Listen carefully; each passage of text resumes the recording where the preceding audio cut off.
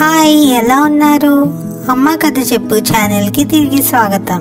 కొన్ని వందల సంవత్సరాల క్రితం ఎంతో అందమైన రాజ్యం ఉండేది. ఆ రాజ్యానికి రాజు ఆనందవర్మ. ఆనందవర్మ పాలనలో ఆ రాజ్య ప్రజలు ఎంతో సంతోషంగా జీవిస్తూ ఉండేవారు. ఆ రాజ్యంలోని ప్రజలు ఎటువంటి సమస్యలు లేకుండా ఎంతో సంతోషంగా జీవించడానికి ప్రధాన కారణం ఆ రాజ్యం యొక్క ఎంతో తెలివైన మంత్రి భట్టి. భట్టి తన తెలివితో రాజుకు మంచి సలహాలను ఇస్తూ రాజ్యంలోని సమస్యలను పరిష్కరిస్తూ ఉండేవాడు. ఒకరోజు రాజు మరియు భట్టి సభలో కూర్చుని ఉండగా భట్టులు వచ్చి, రాజా, గ్రామస్తులు ఒక సమస్యను తీసుకుని వచ్చారు అని చెబుతారు. రాజు వెంటనే వాళ్ళని లోపలికి తీసుకునిరా అని ఆజ్ఞాపిస్తాడు. అప్పుడు కొంతమంది గ్రామస్తులు మరియు 2 జాలరులు లోపలికి వస్తారు. రాజు వాళ్ళ సమస్యను అడిగినప్పుడు ఆ గ్రామస్తులు తమ సమస్యను వివరించడం ప్రారంభిస్తారు. రాజా, ఈ సంవత్సరం వర్షాలు బాగా పడడంతో మా గ్రామంలోని చెరువు పూర్తిగా నిండి దానిలోనికి చేపలు కొట్టుకుని వచ్చాయి. మా గ్రామానికి చెందిన ఈ చెరువులోని చేపలను పక్క గ్రామస్తులైన ఈ జాలర్లు పట్టుకున్నారు. మా గ్రామంలోని చెరువులోని చేపలను పట్టుకునే హక్కు ఈ జాలర్లకు ఎవరిచ్చారు? మా గ్రామంలోని చేపలు మాకే సొంతం. అందుకే ఆ చేపలన్నింటినీ మా గ్రామంలోని వాళ్ళందరికీ పనిచేయాలని చెప్పాం. కానీ ఈ జాలర్లు అందుకు ఒప్పుకోవడం లేదు అని అంటారు. అది వింటున్న జాలరులు వెంటనే, చేపలను పట్టుకోవడం మాత్రమే మాకు తెలిసిన వృత్తి. ఎంతో కష్టపడి పట్టుకున్న ఈ చేపల్లో అమ్మగా వచ్చిన డబ్బుతోనే మాకు మరియు మా కుటుంబానికి ఆహారం దొరుకుతుంది. కావాలంటే మళ్ళా ఇలాంటి తప్పు జరగకుండా మళ్ళీ ఆ చెరువులో చేపల్ని పట్టుకోము అని చెప్పాము. అంతేగాని మా కష్టఫలితాన్ని వాళ్ళకి ఉచితంగా ఇవ్వలేము అని అంటారు. అది వింటున్న రాజుకు ఇద్దరి వాదన సరి అయినదే అనిపిస్తుంది. కానీ తీర్పు ఎవరికి అనుకూలంగా ఇవ్వాలి అనేది అర్థం కాదు. అప్పుడు రాజు తన తెలివైన మంత్రి భట్టితో, మంత్రి గారు, ఈ సమస్యకు పరిష్కారం మీరే చెప్పాలి అని అంటాడు.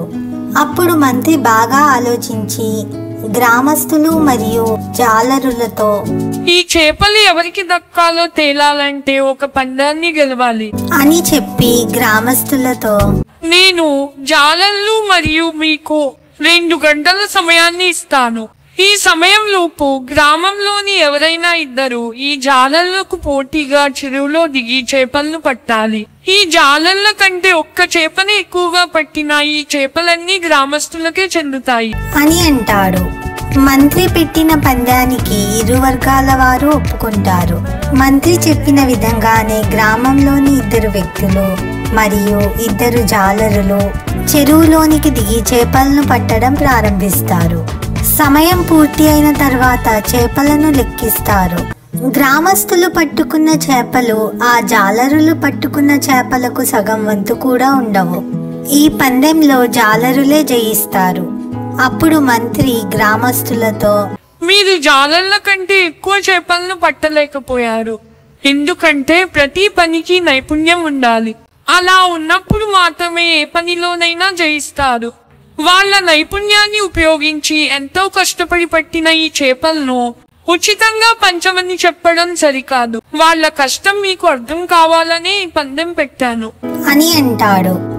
జాలరుల యొక్క కష్టం అర్థం చేసుకున్న గ్రామస్తులు జాలరులతో, మమ్మల్ని క్షమించండి.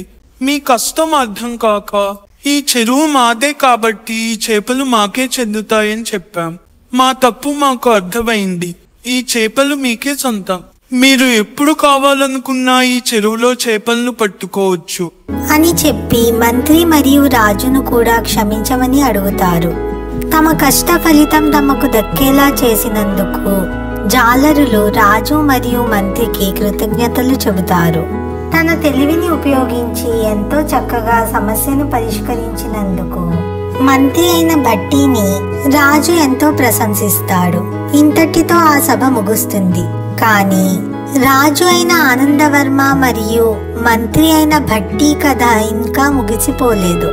ఇటువంటి మరెన్నో సమస్యలను మంత్రి తన తెలివితో పరిష్కరిస్తాడు.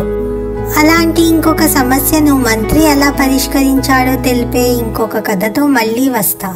ఈ కథలను మీరు మిస్ అవ్వకుండా చూడడానికి అమ్మ కథ చెప్పు ఛానల్ని ఇప్పుడే సబ్స్క్రైబ్ చేసుకోండి. ఇప్పటికే అమ్మ కథ చెప్పు ఛానల్లో అప్లోడ్ చేసి ఉన్న మరెన్నో ఆసక్తికరమైన కథలను కూడా చూసి ఆనందించండి. అతి త్వరలో మరొక కథతో మళ్ళీ వస్తా. ఉంటా మరి.